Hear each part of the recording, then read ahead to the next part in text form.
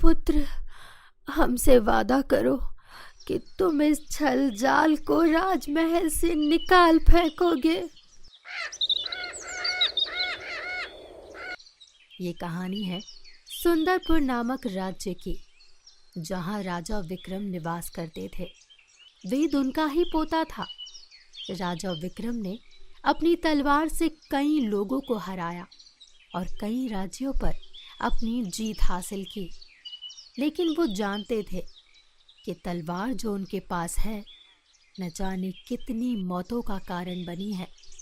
और यही बात वो वेद को समझाते समझाते इस दुनिया से चले गए और अब वो तलवार वेद के हाथों में थी।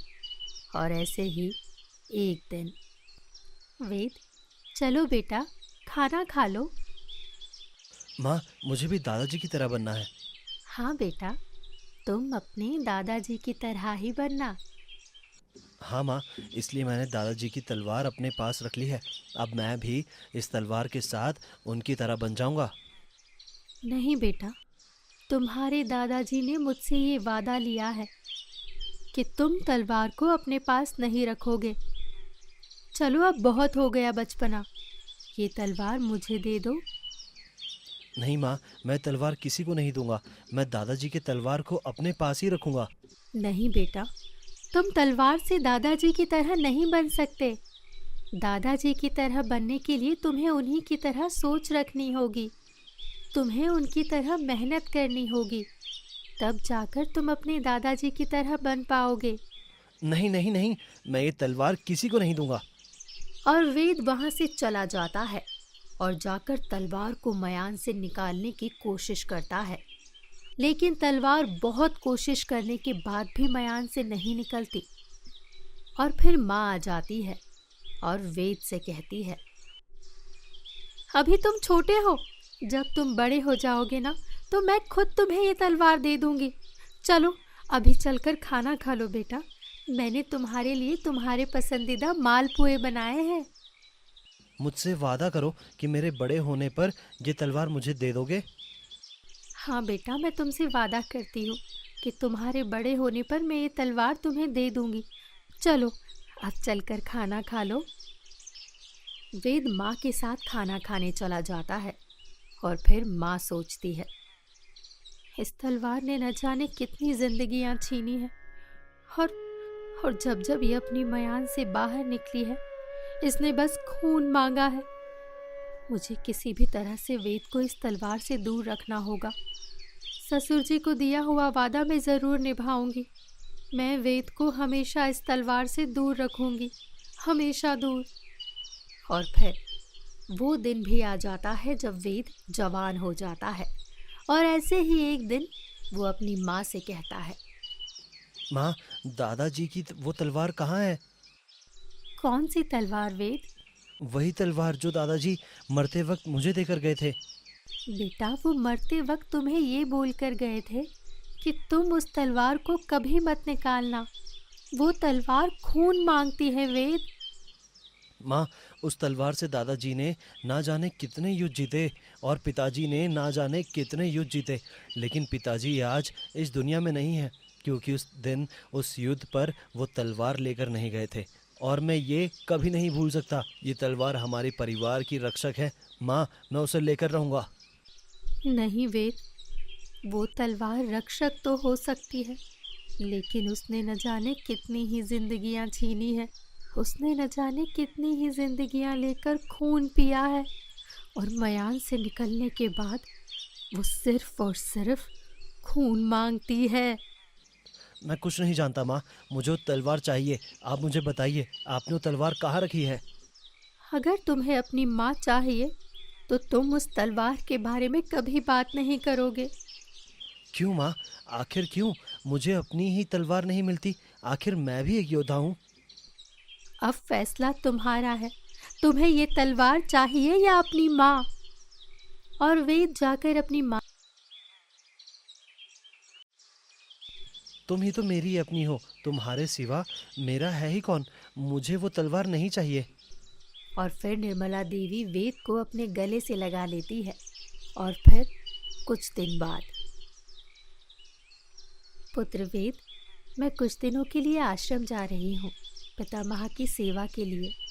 पीछे से तुम अपना ध्यान रखना और मैं जल्दी ही वापस आ जाऊंगी। ठीक है माँ, आप आराम से जाइए, मेरी चिंता बिल्कुल मत कीजिए। निर्मला देवी के आश्रम जाते ही वेद राजमहल में उस तलवार की खोज करता है। तभी एक सैनिक, राजकुमार, आप किसी चीज़ की खोज कर रहे हैं? आप मुझे बता दीजिए, मैं आपके लिए वो ढूंढ लूँगा। जब मुझे आपकी ज़रूरत लगेगी तो मैं आपको खुद बुला लूँगा। अभी आप जाइए यहाँ से। राजकुमार वेद तहखाने की ओर बढ़ जाता है और वहां एक लाल कलर के संदूक में उस तलवार को खोजता है।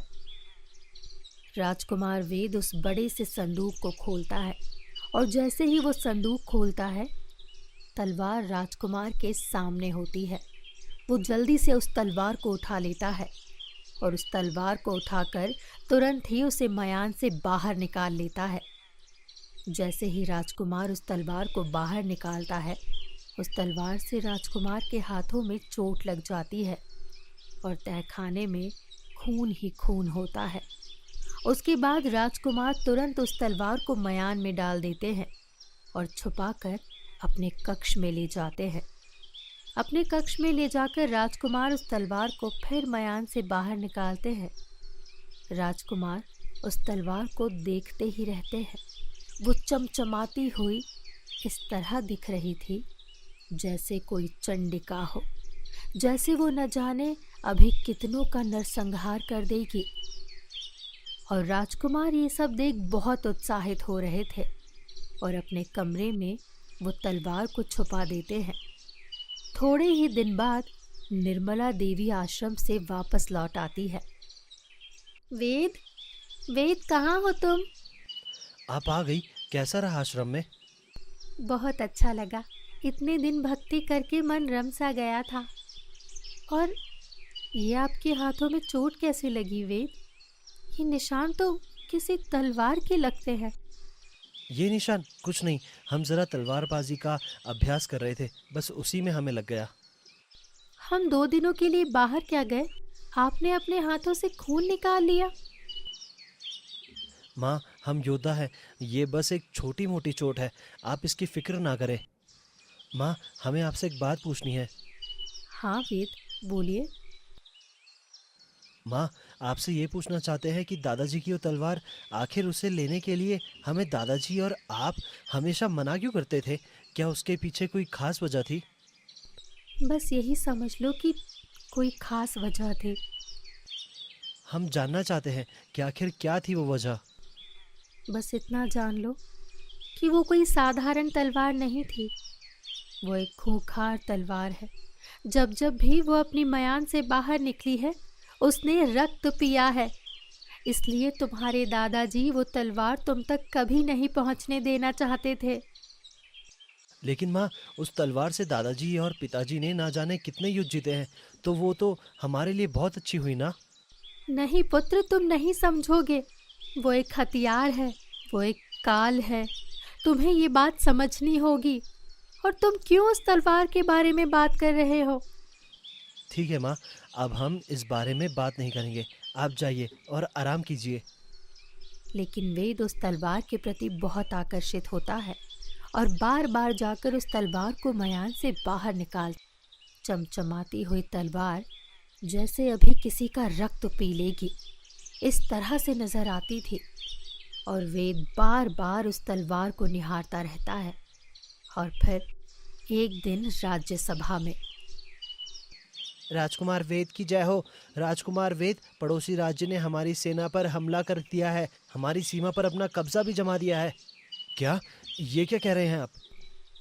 क्या राजा रुद्रनाथ ऐसा कैसे कर सकते हैं, जबकि उन्हें पता है कि अभी वेद का राज्य अभिषेक भी बाकी है। माँ, भले ही हम अभी राजा ना बने हों, लेकिन हम हैं तो इस राज्य के राजा ही ना। हम पड़ोसी राज्य को युद्ध की चेतावनी देते हैं। वेद, हम कोई युद्ध नहीं चाहते। नहीं माँ, अब युद्ध तो होकर ही रहेगा। सैनिक, जाओ और जाकर राजा रुद्रनाथ को हमारा संदेश भिजवा दो। पुत्र, पहले तुम्हारा राज्य अभिषेक तो होने दो। नहीं माँ, राज्य को हमारी अभी ज़रूरत है और हम अपने कर्तव्य का पालन करेंगे। हमें तुम जैसे बेटे पर गर्व है वेद। और वेद अपनी दादाजी की उसी तलवार को लेकर युद्ध करने चला जाता है और वेद बहुत ही कम उम्र में इस युद्ध को जीत जाता है। राज्य में वेद का जोर शोर से स्वागत होता है और अब बाकी राज्य भी सुंदरपुर राज्य की सीमा में घुसने के बारे में कभी नहीं सोचते। हमारे राजकुमार बिल्कुल अपने दादाजी और पिताजी की तरह होनहार हैं। इतनी छोटी उम्र में इतना बड़ा युद्ध जीत लिया। मुझे तो लगता है ये सब उस तलवार का कमाल है। नहीं नहीं, उस तलवार को तो अब राजमहल से कहीं दूर जंगल में दफन कर दिया गया है। पता नहीं इतनी छोटी सी सेना ने इतना बड़ा युद्ध कैसे जीत लिया। हमारे राजकुमार की वजह से, और क्या। युद्ध कोई बच्चों का खेल नहीं, जरूर उसके पीछे कोई कहानी है। तुम भी अजीब आदमी हो, अपने राज्य की जीत जाने पर भी खुश नहीं हो रहे। मैं तो चलता हूँ भाई। तभी राजमहल में राजकुमार वेद, आपको महारानी ने बुलाया है। माँ से कहिए हम अभी आते हैं। राजकुमार वेद महारानी निर्मला देवी से मिलने उनके कक्ष में जाते हैं। माँ, आपने हमें बुलाया? हाँ पुत्र, आपसे कुछ सवाल करने हैं। जी माँ, कहिए। क्या आपने तहखाने का ताला खोला? नहीं माँ। वेद, सच कहिए। हाँ माँ। वो हत्यारन तलवार तुम्हारे पास है? माँ, आप ऐसा क्यों बोल रही हैं? तुम्हें मैंने आगाह किया था कि तुम उस तलवार को हाथ मत लगाना। तुमने हमारी बात क्यों नहीं सुनी वेद? क्योंकि माँ, हमें उस तलवार की ज़रूरत थी। पुत्र, तुम समझते क्यों नहीं? वो जब जब अपनी मयान से बाहर निकली है, उसने दूसरों के साथ अपनों का भी रक्त पिया है। माँ, आप ये कैसी बातें कर रही हैं? ऐसा कुछ नहीं होगा माँ, आप चिंता मत कीजिए। तभी वेद देखता है कि माँ पर दूसरे राज्य का कोई बहरूपिया वार करने वाला है, जो कि राजकुमार को मारने की फिराक में था। राजकुमार उस पर अपनी तलवार निकालकर वार करने ही वाला होता है कि तभी वो हट जाता है और माँ उस खूनी तलवार की चपेट में आ जाती है। माँ, माँ, ये आपको क्या हो गया? हाँ, मैंने कहा था ना वेद कि ये तलवार खून मांगती है। तुमने हमारी बात क्यों नहीं सुनी? आह!